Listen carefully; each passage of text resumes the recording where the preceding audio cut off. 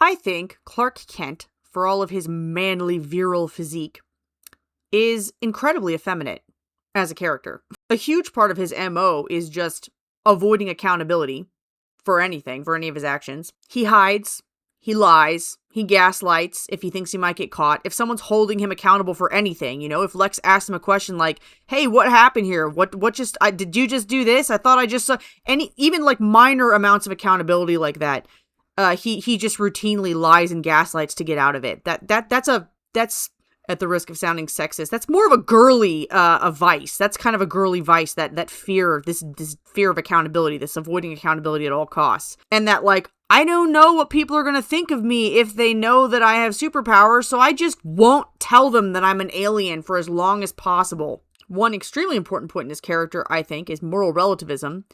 And what I mean by that here is he seems to approach the world, approach his value judgments of good and evil based on what feels good and what feels bad to him in the moment. It's not based on any objective rationale. It's based on, in the moment, what felt like the right thing to do and what feels like the wrong thing to do.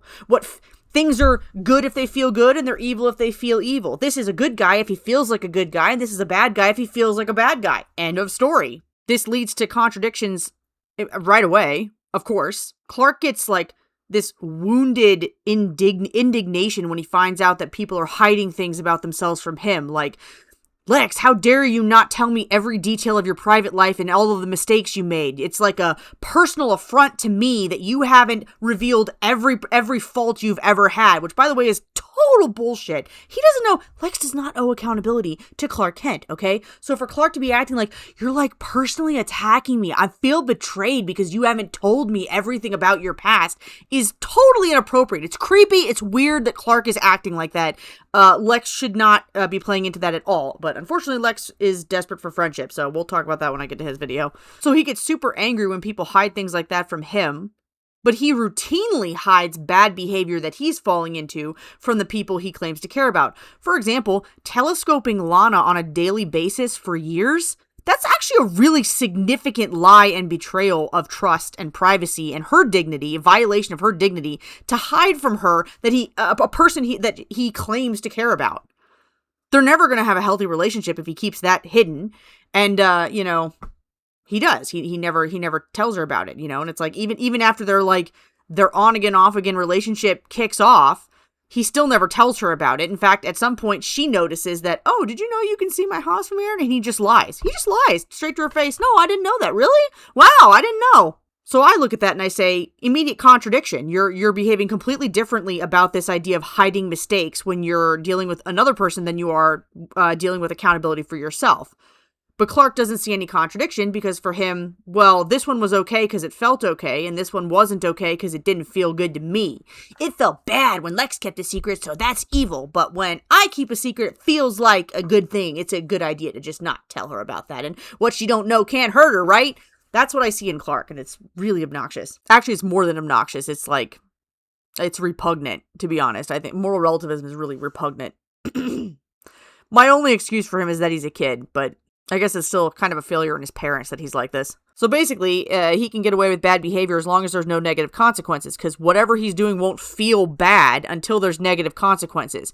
So his MO is to just avoid all accountability so that even if there could be negative consequences for what you're doing, you never experience them. And then you can stay in your delusional world where everything I do is fine because there's never any bad feelings attached to it, because there's never any consequences because I avoid all accountability.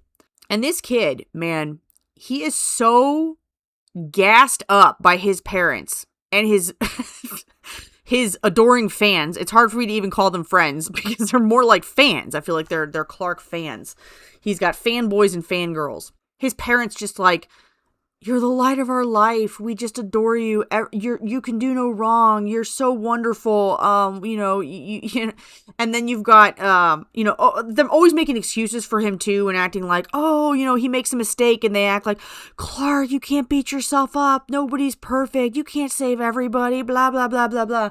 And he does something good and they act like, "Clark, that is just who you are. You are just this good person." So they distance him from any negative qualities that he genuinely possesses, bad habits and bad vices. They like emotionally distance himself from those and make him feel like that's not really you, Clark. And then when he does something good, they just act like that is completely you. It's like intrinsically you. And because of this, being gassed up by his parents, I think he falls into a little of this kind of mentality, which is also connected with moral relativism. And by the way, this is a terrifying reality. I encounter this in real life. This is a real problem in real life. I think it tends to be a problem with women, but there are some guys who suffer from this as well. Basically, I think it's in Myers-Briggs terms, it's typically feelers who suffer from this vice. Thinkers have their own vices. I'm not trying to play favorites, but I am biased in favor of thinkers. No, I'm just kidding. I mean, I'm not kidding. I am. But feelers, though, have tend towards this vice. And it's that, well, it's a circular reasoning kind of thing. So Clark says, I am the good guy, and I know that I'm the good guy because people tell me I am, and people treat me as though I am. Okay, he settles on that first. I am the good guy, and I know that the good guys do good things. Therefore, if I did something, it must be a good thing, because I am the good guy. You see that? You see what I did there? Do you see the circular reasoning?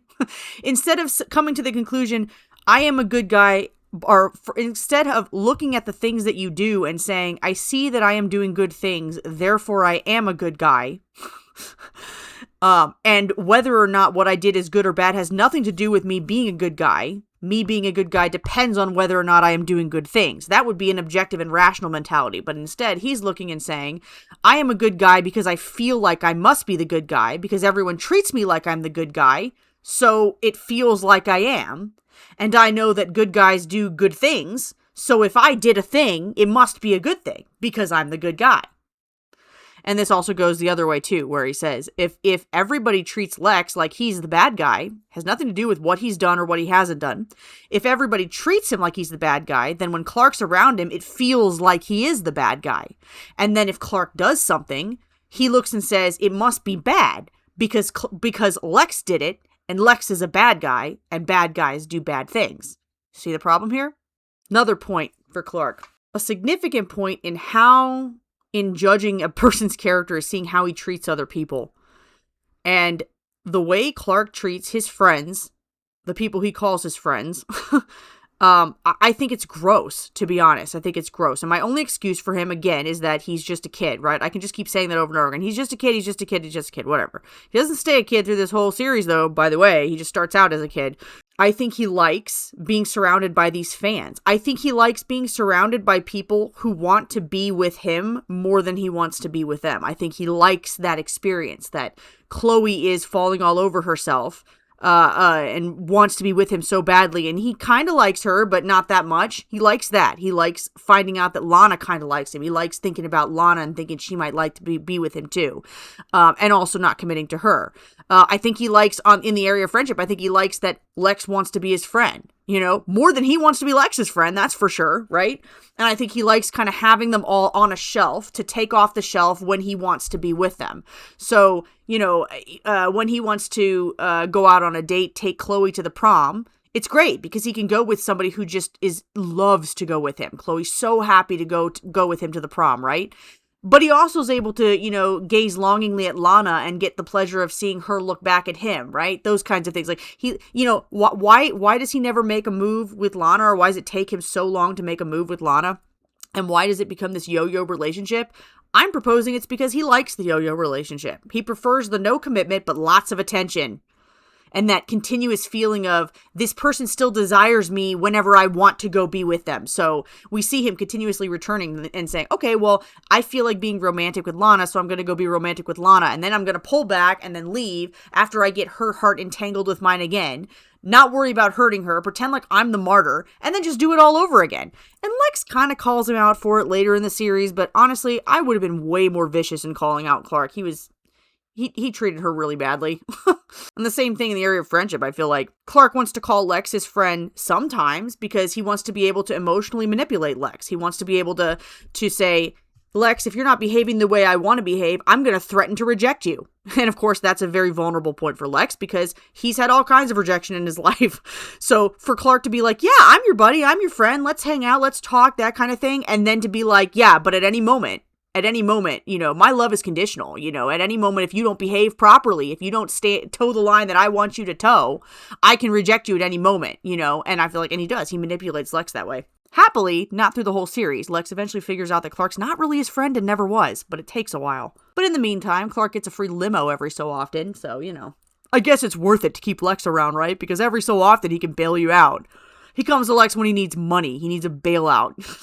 He needs a free limo ride. He needs to set up a balloon ride for Ryan, or he needs to set up a projector on the back of his truck to do a movie theater experience for Lana, then he goes to Lex for help, right? When he needs money. And he knows Lex is generous and he'll give it to him. And I'm adding this one too as a smaller point, but I think it comes up enough and consistently enough in the series that it deserves to be a point in his character arc all on its own. And that's that Clark is a creep, okay? He's really like a gross, cringy creeper. Like, the telescoping Lana's house, like, I feel like this is one of those things, if I told you it out of context, it's like, yeah, it's a teenage guy, and the girl he claims to like, he's neighbors to, and he has a telescope set up in his barn, and he goes out to his barn alone and looks at her through his telescope at her house, habitually. We have characters insinuate that this is like a habitual thing. He does this daily. And it's like, oh, well, I mean, it's not like he can see in the house. No, he can see in the house, especially at night when the lights are on. He can definitely see in the house. Yeah, they show us that. Well, I mean, he wouldn't watch her when there's any intimate. Oh, no. Actually, intimate moments with her boyfriend. Yeah, he definitely watches those kinds of things from his telescope. Yeah, she doesn't know. She doesn't know. And her boyfriend doesn't know that he's telescoping them both. But yeah, he does that. Yeah, well, I'm sure he wouldn't do anything, like look in her house when she's like not dressed properly. Oh, no, I'm pretty sure he would, because when he gets his x-ray vision and he has an opportunity to look through the walls into the girls' locker room, his reflex is not to look away, okay? And you can judge people a little bit by what their habits are, by what their reflexes are in those kinds of situations. And I'll note that in the episode with the slutty teacher, when Jonathan encounters her and she's like skinny dipping, his reaction, his reflex is to look away, and he waits for her to put something on, right? So it's not like a given that a guy doesn't have the right reflex. Like, you can train yourself to have the correct reflex when somebody's nude in front of you and they shouldn't be, either out of respect for yourself, or respect for them, or ideally both, right? But Clark is in the habit of spying on Lana. So when he has the opportunity to look at naked girls in the locker room, he just takes it. He doesn't look away. He just takes that opportunity, especially when he sees Lana. You'd think it's like, oh, goodness, that's Lana. I at very least, I'm going to be respectful of her because I care about this woman. Oh, no. He looked extra when he saw Lana. So, yeah, he's really like a gross, cringy creeper. Like, this is really gross behavior. So anyways, and he's in this long-standing habit throughout the show of doing this.